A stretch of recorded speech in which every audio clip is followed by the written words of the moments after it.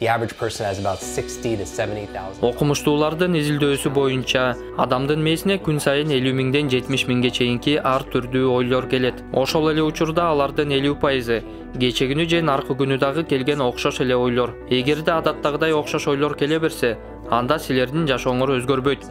Бул күнү түнү бир эле жумушту жасап, бирок башкача жыйынтыкка үмүттөнгөн сыяктуу.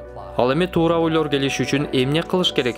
Мен ушуну көргөзүп бергим келет. Эмесе силер күн сайын эртең менен жаңы ойгонгондо бир кичинекей эрежени аткарышыңар керек болот. Тишиңерди карама каршы колуңар менен жуугула. Оң кол болсоңор сол кол менен, сологой болсоңор оң кол менен жууш керек. Эмнеге ушундай кылыш керектигин азыр айтам.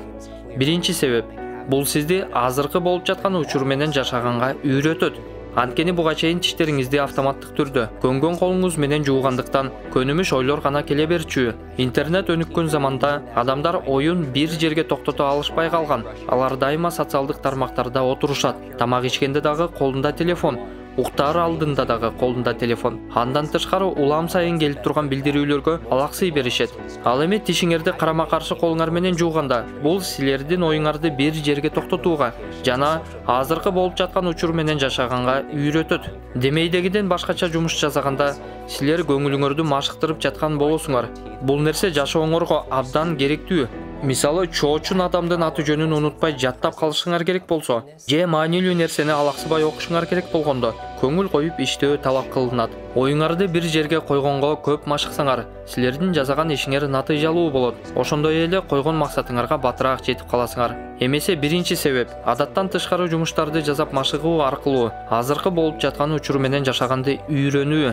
Карама каршы кол менен тиш жуугандын экинчи себеби доктор Лоуренс менен Кацтын Дюк медицина университетинде биология жана неврология бөлүмүндө жүргүзгөн изилдөөсүнө таянат. Ал жашы өтүп калган адамдардын таанып билүү жана эстеп калуу касиетин кантип сактап калууга болот деген суроого жооп издеген. Изилдөөсүнүн натыйжасында ал сол кол менен тамак ичсе жана карама каршы кол менен тиш жууса, анын эстеп калуу касиети жакшыра тургандыгын аныктаган. Биз сиздер менен адамдардын психологиялык абалы анын физикалык абалына таасир этерин жакшы билет эмеспизби? Бирок ушул эле учурда физикалык абал дагы психологияга абдан таасир этет.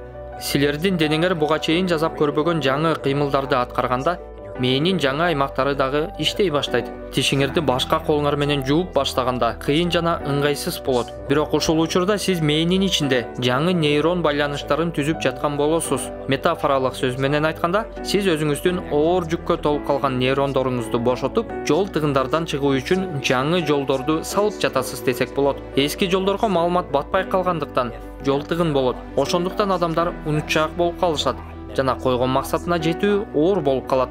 Ал эми жаңы нейрон байланыштарын түзүп жатканда мээнин ичиндеги толуп калган маалыматты азайтып жатасыз, жеңилдетип жатасыз. Негизи айтканда, мээ ар дайым кыймылда болуп турушу керек.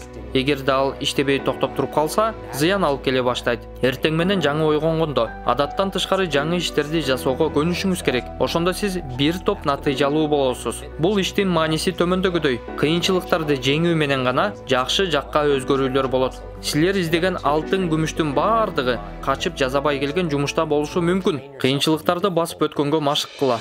Татаал жумуштан качып, аны кийинкиге калтырып койгон бир караганда гана жеңил көрүнөт. Чындыгында андай эмес да.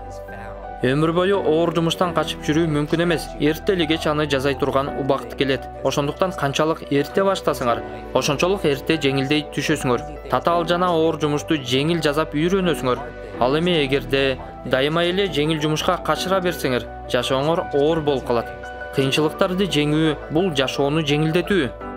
Кокустан чоңураак бирөөгө телефон чалыш керек болгондо же шашылыш түрдө даярдыгы жок эле презентация өткөрүү керек болсо, мунун баары сиз үчүн жеңилирээк болот.